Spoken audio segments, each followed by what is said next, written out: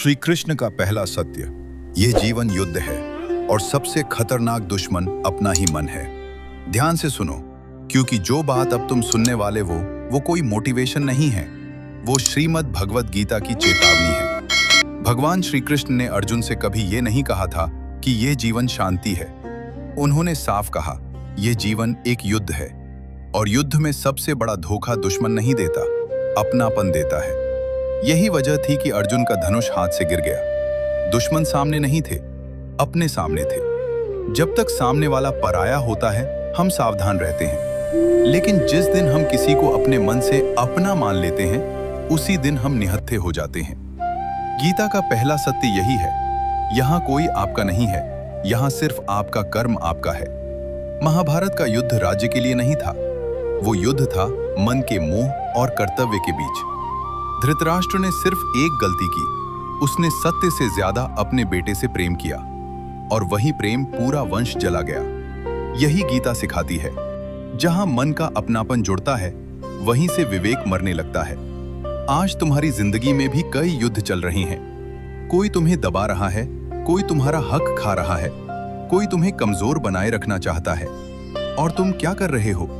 तुम कह रहे हो वो अपना है, छोड़ो यार, रिश्ता खराब हो जाएगा। यही सोच इंसान को गुलाम बनाती है। श्री कृष्ण ने अर्जुन से कहा था, धर्म के खिलाफ जो खड़ा हो वो अपना नहीं हो सकता, चाहे वो भाई हो, चाहे वो गुरु हो, चाहे वो अपना खून ही क्यों न हो।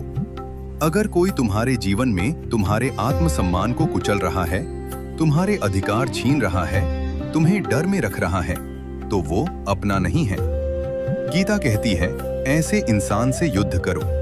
यह युद्ध तलवार से नहीं होता, यह युद्ध होता है निर्णय से, सीमाओं से और जरूरत पड़े तो दूरी से। याद रखो, जो इंसान तुम्हारे दुख का कारण है, अगर तुम उससे नहीं लड़ते तो तुम खुद से विश्वासघात कर रहे हो। अर्जुन को भी युद्ध करना पड़ा, अपने ही रिश्तों के खिलाफ। और आज अगर तुम अपने जीवन का युद्ध नहीं लड़ोगे तो कोई और तुम्हारे जीवन को अपने हिसाब से चलाएगा। गीता का पहला पाठ यही है, भावनाओं में कमजोर मत बनो, धर्म के पक्ष में खड़े होने से मत डरो, क्योंकि ये जीवन युद्ध है और युद्ध में भावुक नहीं, सचेत योद्धा ही जीतता है। श्री कृष्ण की दूसरी चेतावनी, इस कलयुग में मांगोगे तो कुछ नहीं मिलेगा। ध्यान से सुनो, क्योंकि गीता का ये सत्य कड़वा है, लेकिन जिंदगी बदल देने वाला है। भगवान श्री कृष्ण ने कभी ये नहीं कहा कि जो मांगेगा उसे मिलेगा। यह वाक्य गीता का नहीं है, यह कमजोर लोगों की कल्पना है। गीता कहती है, इस कलयुग में मांगने से कुछ नहीं मिलता, यहाँ सिर्फ छीनने वाले जीतते हैं। अगर तुम ये सोचते हो कि कोई तुम्हारी अच्छाई देखकर तुम्हें तुम्हारा हक दे देगा, तो तुम सबसे बड़े भ्रम में जी रहे हो। महाभारत इसका सबसे बड़ा प्रमाण है। पांडवों ने क्या नहीं सहा, अपमान, वनवास, धोखा, अन्याय, लेकिन क्या उन्हें उनका राज्य बिना लड़े मिला? नहीं, वो राज्य जो उनके पिता का था, जिस पर जन्म से उनका अधिकार था, वो भी उन्हें युद्ध के बिना नहीं मिला। तो आज तुम कैसे सोच लेते हो कि ये दुनिया तुम्हें बिना संघर्ष तुम्हारा हक दे देगी? गीता का दूसरा पाठ यही है, जो अपना हक नहीं मांगता वो अपना हक खो देता है, और जो सिर्फ मांगता है वो भी खाली हाथ रहता है, क्योंकि यह युग शब्दों से नहीं, शक्ति से चलता है। धृतराष्ट्र कभी असली राजा था ही नहीं, वो सिर्फ कार्यकारी राजा था, लेकिन धीरे धीरे उसने और उसके बेटों ने पूरा राज्य हथिया लिया। क्यों? क्योंकि पांडव बहुत ज्यादा सहनशील थे, बहुत ज्यादा अपनापन दिखा रहे थे, और यह दुनिया सहनशील लोगों को दबाना जानती है। आज भी यही हो रहा है, ऑफिस में, घर में, रिश्तों में। जो चुप रहता है उसी को दबाया जाता है, जो ज्यादा अच्छा बनता है उसी का फायदा उठाया जाता है, और फिर वही इंसान अंदर ही अंदर टूटता रहता है। गीता कहती है, अधर्म के सामने चुप रहना भी पाप है।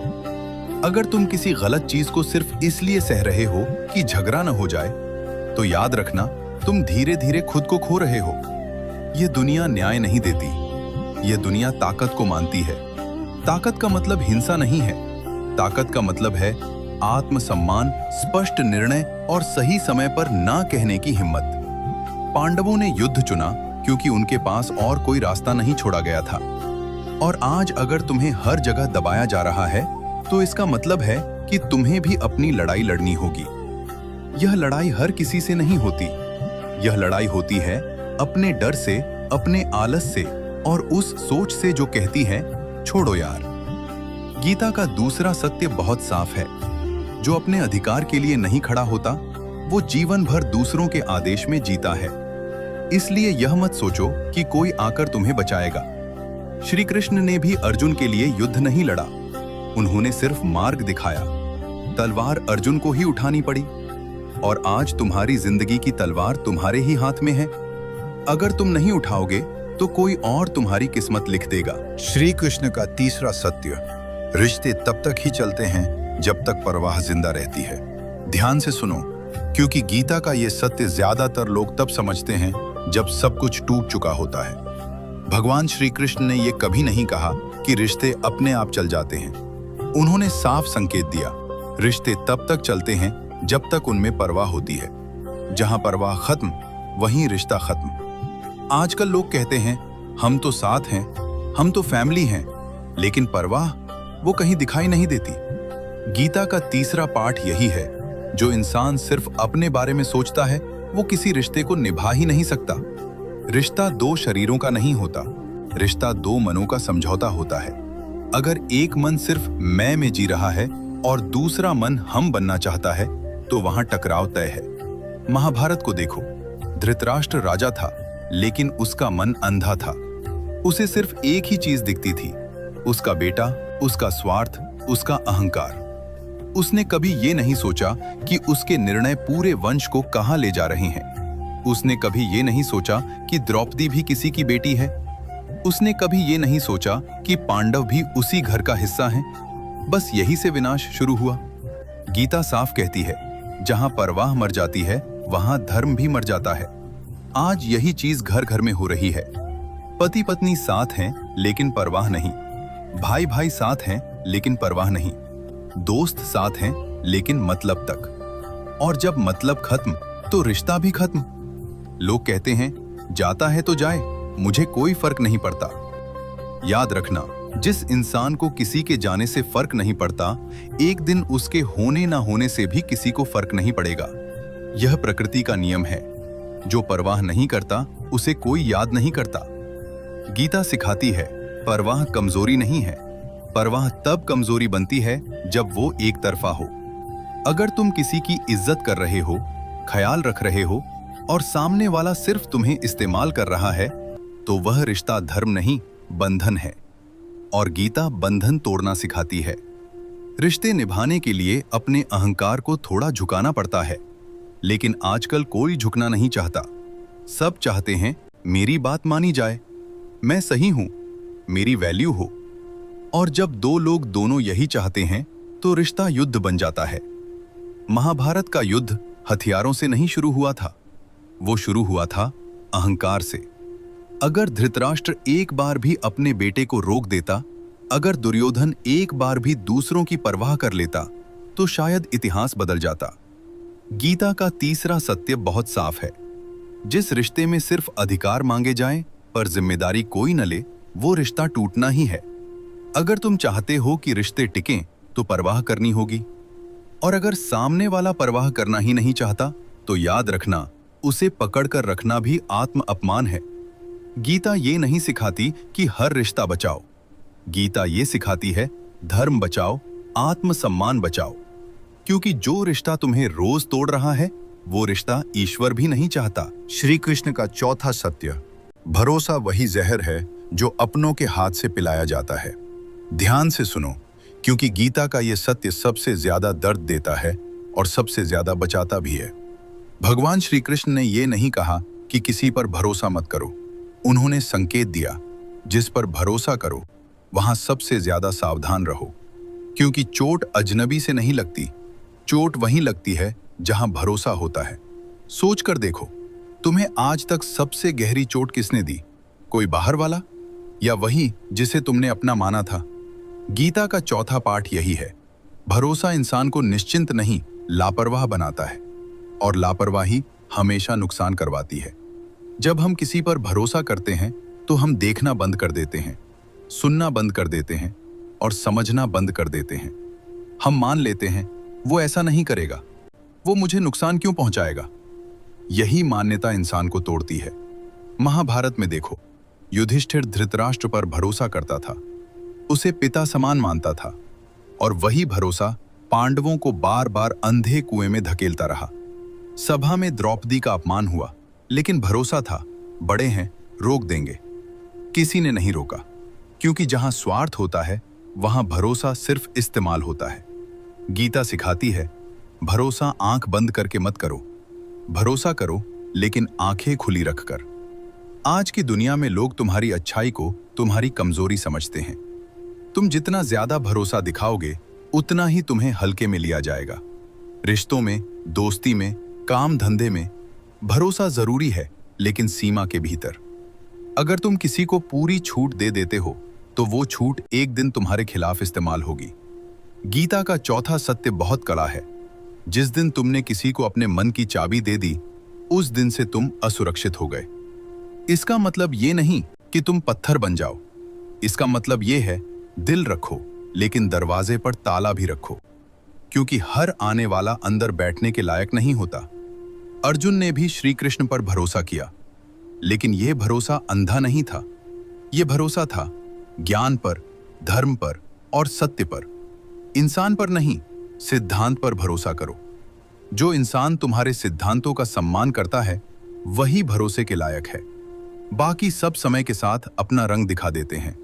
याद रखना, भरोसा तोड़ने वाला हमेशा सामने वाला नहीं होता। अक्सर हम खुद ही गलत जगह भरोसा कर लेते हैं। गीता का संदेश साफ है, कम भरोसा ज्यादा विवेक, कम उम्मीद ज्यादा समझ। तभी तुम इस युद्ध जैसी जिंदगी में खुद को बचा पाओगे। श्री कृष्ण का अंतिम उपदेश, जो मन को हल्का करे वही सही मार्ग है। ध्यान से सुनो, क्योंकि गीता का यह अंतिम सत्य सिर्फ सुनने के लिए नहीं है, जीने के लिए है। भगवान श्री कृष्ण ने अर्जुन से बहुत स्पष्ट बात कही थी, जो तुम्हारे मन को रोज भारी करता है, चाहे वह कितना भी प्रिय क्यों न हो, उसे छोड़ देना ही धर्म है।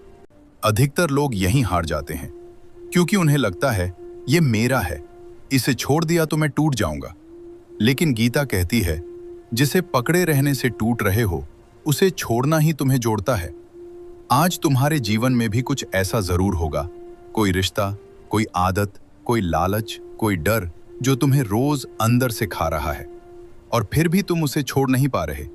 क्यों? क्योंकि मन सुख नहीं चाहता, मन आदत चाहता है। गीता का अंतिम पाठ यही है, जो मन को हल्का करे वही तुम्हारे लिए सही है।